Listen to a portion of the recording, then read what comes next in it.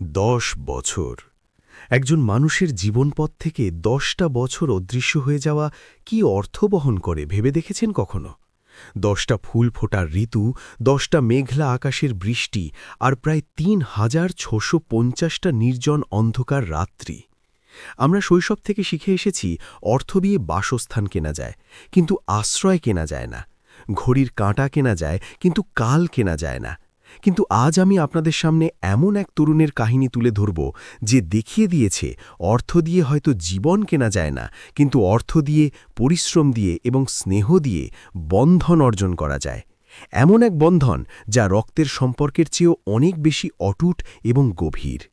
মেদিনীপুরের এক ধুলোময় গ্রাম থেকে কলকাতার ব্যস্ত রাস্তায়, আর সেখান থেকে 10 বছর পর এক ধ্বংসপ্রায় ধ্বংসাবশেষের সামনে দাঁড়িয়ে নিজের অতীতকে পুনরুদ্ধার করার এই যাত্রা আপনার চোখে জল এনে দেবে।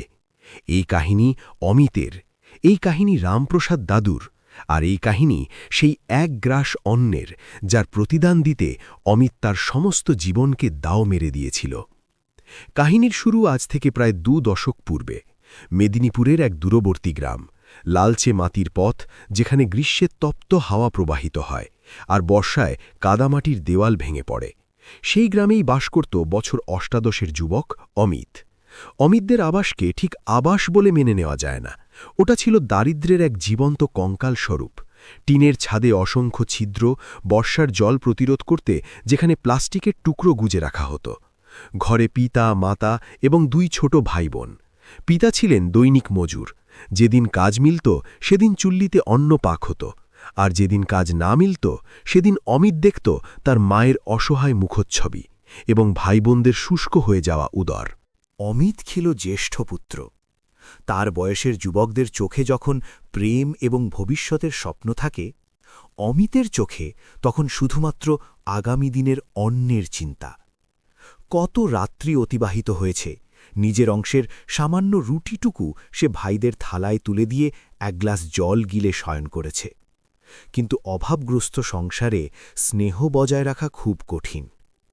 সেদিন ছিল এক অভিশপ্ত সায়াহ্ন। টানা 3 দিন পিতার কাজ মেলেনি, ঘরে 1 কণা অন্ন নেই। ক্ষুধার যন্ত্রণায় ছোট ভাইটা ক্রন্দন করছিল। হতাশা এবং ক্রোধের মাথায় পিতা চিৎকার করে উঠলেন। অমিত কিছু বলতে যেতেই পিতা তাকে এমন এক কথা শোনালেন, যা তার হৃদয়ের ভিতরটা তীরের মতো বিদ্ধ করল। তুই তো প্রাপ্তবয়স্ক হয়েছিস, নিজে কিছু উপার্জন করতে পারিস না, আর কতকাল তোকে বসিয়ে পোষাব? কথাটা খুব সাধারণ, কিন্তু সেই মুহূর্তে অমিতের বিশ্বটা মুচড়ে মুচড়ে গেল। সে কোনো বিতর্ক করেনি। শুধু সেই রাত্রিতে যখন সমস্ত গ্রাম নীরব, অমিত জাগ্রত রইল। সে সিদ্ধান্ত গ্রহণ করল তাকে চলে যেতে হবে। সে থাকলে ঘরের বোঝা বাড়বে, বই কমবে না। রাত তখন গভীর, মা এবং ভাইবোনেরা নিদ্রিত। অমিত শেষবারের মতো তাদের মুখের দিকে দৃষ্টি নিক্ষেপ করল। হৃদয়টা বিদীর্ণ হয়ে কান্না আসছিল, কিন্তু সে ক্রন্দন করল না।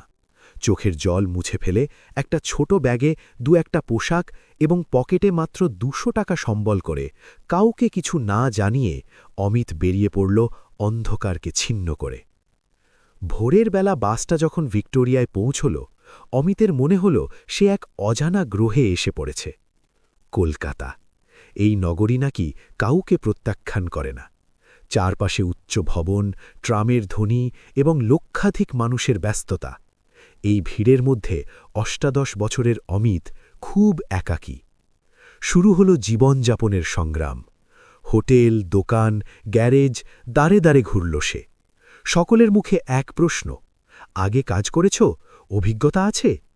গ্রামীণ যুবকের অভিজ্ঞতা কোথা থেকে আসবে? সায়াহ্ন নামল, পকেটের অর্থ প্রায় সমাপ্ত, আশ্রয়ের স্থান নেই। নগরীর এক কোণে একটা বৃহৎ উদ্যান খুঁজে পেল সে। উদ্যানের বেঞ্চে শয়ন করে আকাশের দিকে তাকিয়ে রইল। প্রথম রাত্রিটা অতিবাহিত হল মশার কামড়ে, একাকিত্বে এবং উদরের যন্ত্রণায়। ভেবেছিল পরের দিন কিছু ব্যবস্থা হবে, কিন্তু দ্বিতীয় দিনটাও একই রূপে কাটল। কাজ নেই, আহার নেই, কেউ দৃষ্টি দিল না। তৃতীয় দিনের মধ্যাহ্ন, দেহ আর চলছে না। ক্ষুধায় নাড়ি ভুড়ি যেন হজম হয়ে যাচ্ছে। উদ্যানের এক কোণে কিছু লোক পায়রাদের দানা খাওয়াচ্ছিল। লোকগুলো চলে যাওয়ার পর অমিত, যে একদিন নিজের পরিবারের দায়িত্ব নেওয়ার স্বপ্ন দেখত, সে হামাগুড়ি দিয়ে গেল সেই কোণে। ধুলোময় মাটি থেকে একটা একটা করে পায়রার দানা সংগ্রহ করে মুখে দিতে শুরু করল। লজ্জা?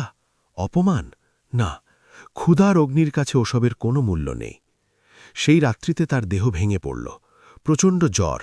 উদ্যানের বেঞ্চে সে যখন জ্বরের ঘোরে কম্পিত, চারপাশের লোকেরা তাকে দেখেও অদেখা সাজিয়ে চলে যাচ্ছে। কেউ ভাবছে মাদকাসক্ত, কেউ ভাবছে উন্মাদ। পৃথিবীটা তখন তার কাছে অস্পষ্ট হয়ে আসছে। সে বিড়বিড় করে আহ্বান করছে, মা, ও মা। ঠিক সেই মুহূর্তে ঈশ্বরের প্রতিনিধির মতো সেখানে উপস্থিত হলেন রামপ্রসাদ দাদু। ৬৫ বছরের এক বয়োজ্যেষ্ঠ। প্রতিদিন ওই উদ্যানে বিচরণ করতে আসতেন। তিনি দেখলেন বেঞ্চে পড়ে থাকা যুবকটিকে। সকলে পাশ কাটিয়ে গেলেও রামপ্রসাদ দাদু পারলেন না। তিনি অগ্রসর হলেন, অমিতের ললাটে হাত রাখলেন। অগ্নির মতো দহন হচ্ছে দেহ। তিনি আহ্বান করলেন, বাবু, তুমি কে? এখানে কেন পড়ে আছো? অমিত চোখ উন্মিলিত করতে পারল না, শুধু অস্ফুট স্বরে বলল, আমার কেউ নেই। তারপর সব অন্ধকার। রামপ্রসাদ দাদু জানতেন এই নগরীতে কেউ কারো নয়, কিন্তু তিনি অমিতকে ত্যাগ করতে পারলেন না। একটা অটো ডেকে নিজের পকেটের অর্থ ব্যয় করে তাকে নিয়ে গেলেন সরকারি চিকিৎসালয়। চিকিৎসকরা বলল, আর একটু বিলম্ব হলে হয়তো রক্ষা করা যেত না।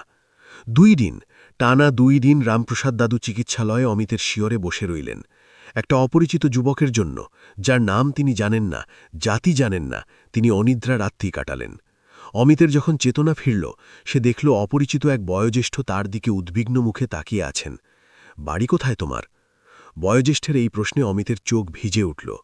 সে শুধু বলল, এখন আর কোথাও নেই। চিকিৎসালয় থেকে মুক্তি পাওয়ার পর রামপ্রসাদ দাদু তাকে পথে ত্যাগ করলেন না, নিয়ে গেলেন নিজের আস্তানায়। একটা ছোট্ট ভাড়ার কক্ষ, একটা কাঠের খাট এবং রন্ধনের সামগ্রী। অমিত বিস্মিত হয়ে চিন্তা করছিল, নিজের পিতা যেখানে তাকে বোঝা মনে করত, সেখানে এই অপরিচিত মানুষটা কেন তাকে আশ্রয় প্রদান করছে। রামপ্রসাদ দাদু নিজের হাতে ভাত রেঁধে তাকে আহার করালেন, বললেন, সুস্থ হয়ে ওঠো, তারপর চিন্তা করো কি করবে। কোনো শর্ত নেই, কোনো দাবি নেই। রামপ্রসাদ দাদুর বৃত্তি ছিল সামান্য। তিনি একটা ঠেলাগাড়িতে করে ছোলা এবং মশলামাখা মুড়ি বিক্রয় করতেন। অমিত সুস্থ হয়ে জেদ ধরল, সেও সঙ্গে যাবে। বসে খাব না দাদু, আমি কাজ করব।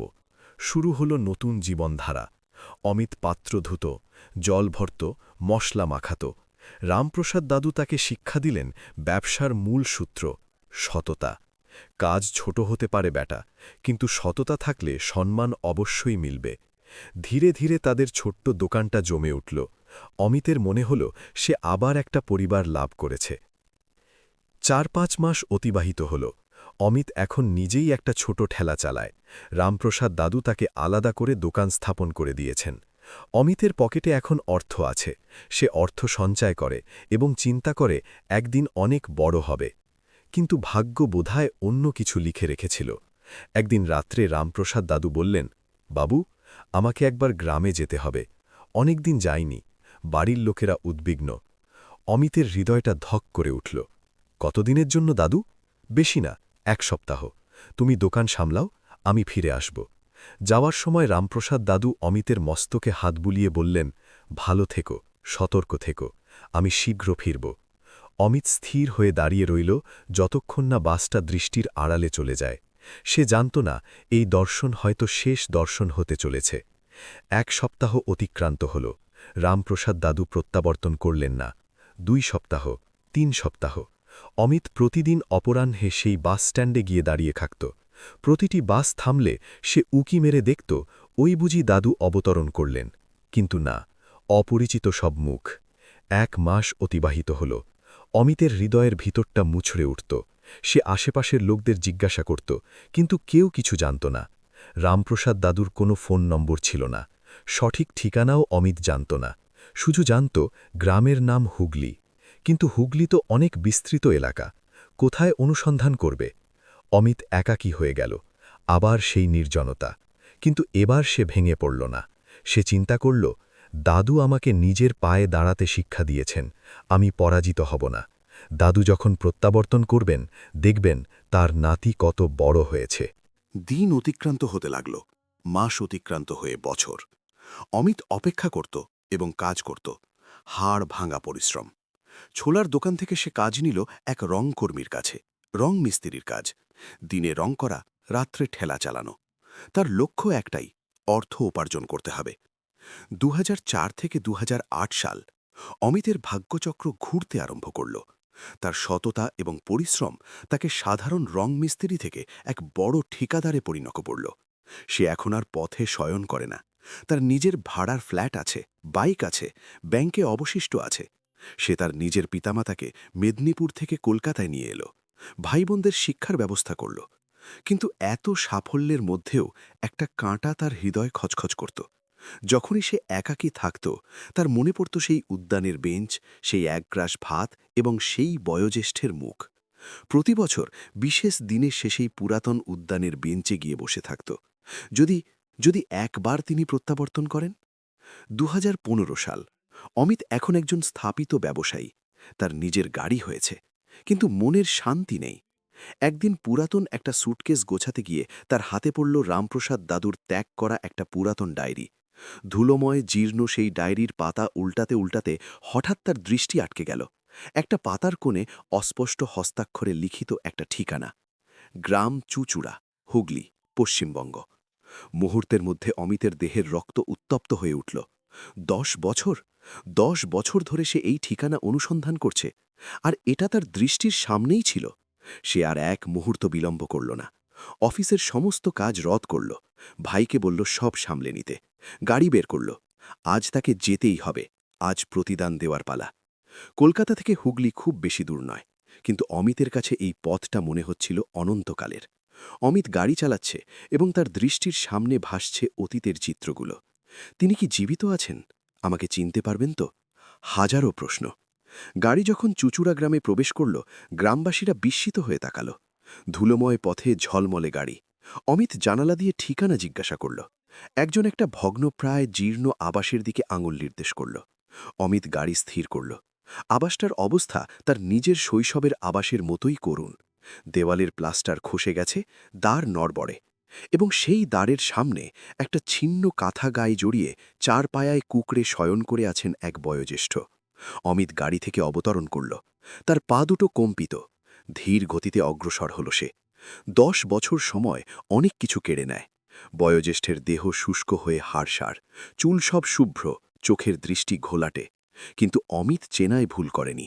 এই সেই মুখ যা তাকে নতুন জীবন প্রদান করেছিল। অমিত বয়োজ্যেষ্ঠের পায়ের কাছে গিয়ে হাঁটু গেড়ে বসল। তার গলা দিয়ে কোনো ধ্বনি বেরোল না প্রথমে। শুধু হাতটা রাখল বয়োজ্যেষ্ঠের জীর্ণ হাতে। বয়োজ্যেষ্ঠ মুখ উত্তোলন করে তাকালেন। ঝাপসা চোখে তিনি বোঝার চেষ্টা করলেন কে এই কোট প্যান্ট পরিহিত ভদ্রলোক।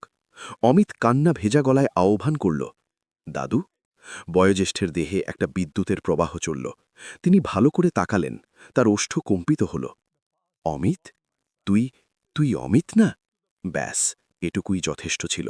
অমিত আর নিজেকে সংযত রাখতে পারল না। সে সেই ধুলোময় উঠোনে বয়োজ্যেষ্ঠের পায়ের উপর মস্তক রেখে শিশুর মতো উচ্চস্বরে ক্রন্দন করে উঠল। কেন প্রত্যাবর্তন করনি দাদু? কেন আমাকে ত্যাগ করে চলে গিয়েছিলে? আমি কত অনুসন্ধান করেছি তোমায়। রামপ্রসাদ দাদুর পক্ষাঘাতগ্রস্ত হাতটা কম্পিতভাবে অমিতের মস্তকে উঠল। তিনি বললেন, বেটা, আমি প্রত্যাবর্তন করতে চেয়েছিলাম, কিন্তু কাল আমাকে বন্দী করে দিয়েছিল। অমিত জানতে পারল এক করুণ কাহিনী। ১০ বছর আগে যখন রামপ্রসাদ দাদু গ্রামে প্রত্যাবর্তন করেছিলেন, তিনি দেখেছিলেন তার জ্যেষ্ঠ পুত্র মৃত্যুবরণ করেছে।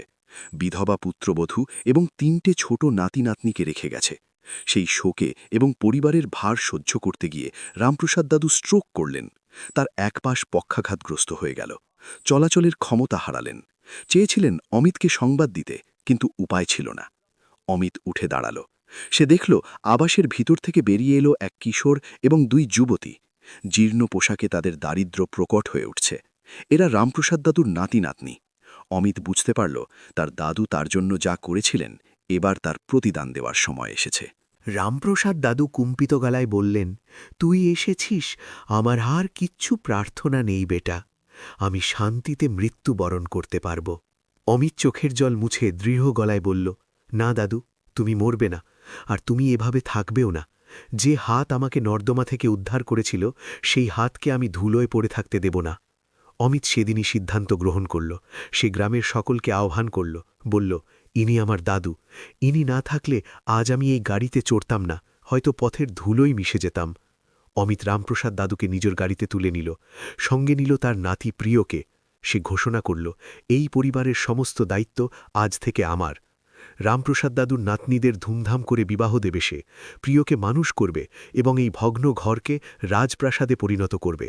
পরবর্তী কয়েকটা বছর ছিল রূপকথার মতো। অমিত তার কথা রক্ষা করেছিল। সে প্রিয়কে নিজের কাছে রেখে রংকর্মীর কাজ শিক্ষা দিয়েছিল, নিজের ভাইয়ের মতো করে তাকে মানুষ করেছিল। রামপ্রসাদ দাদুর নাতনিদের বিবাহ দিয়েছিল ধুমধাম করে, যেখানে সে নিজে দাদা হয়ে সমস্ত দায়িত্ব পালন করেছিল। আর রামপ্রসাদ দাদু জীবনের শেষ দিনগুলো তিনি রাজকীয়ভাবে অতিবাহিত করেছিলেন। অমিত তাকে সর্বোত্তম চিকিৎসক দেখিয়েছিল, কিন্তু দেহের ক্ষয় তো আর প্রতিরোধ করা যায় না। তবে তার মনের শান্তি প্রত্যাবর্তিত হয়েছিল।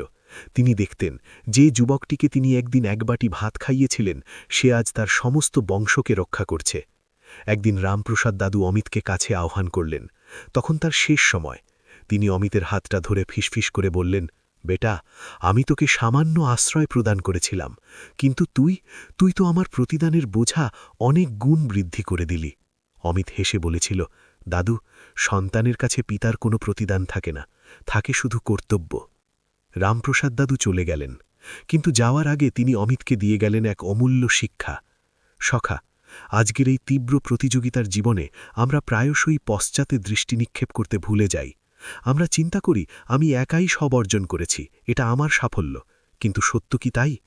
একটু শান্ত মস্তিষ্কে চিন্তা করুন তো, আপনার জীবনের সবচেয়ে কঠিন সময়ে, যখন পকেটে অর্থ ছিল না, যখন বিশ্বাস ভেঙে গিয়েছিল, কেউ কি আপনার স্কন্ধে হাত রাখেনি? অমিত তার প্রতিদান দিতে পেরেছিল কারণ সে ভুলেনি, সে তার মূল ভুলেনি। সাফল্য তাকে অন্ধ করে দেয়নি।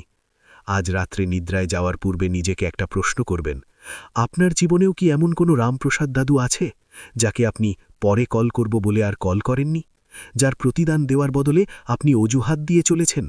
সময় কিন্তু খুব সীমিত। অর্থ হয়তো আপনি অনেক উপার্জন করবেন, কিন্তু যে মানুষটা নিঃস্বার্থভাবে আপনাকে স্নেহ করে, তাকে একবার হারিয়ে ফেললে পৃথিবীর সমস্ত সম্পদ দিয়েও আর প্রত্যাবর্তন করাতে পারবেন না। প্রতিদান দিন, অর্থের প্রতিদান নয়, স্নেহের প্রতিদান। ভালো থাকুন, আর মনে রাখুন, মানুষ মানুষের জন্য।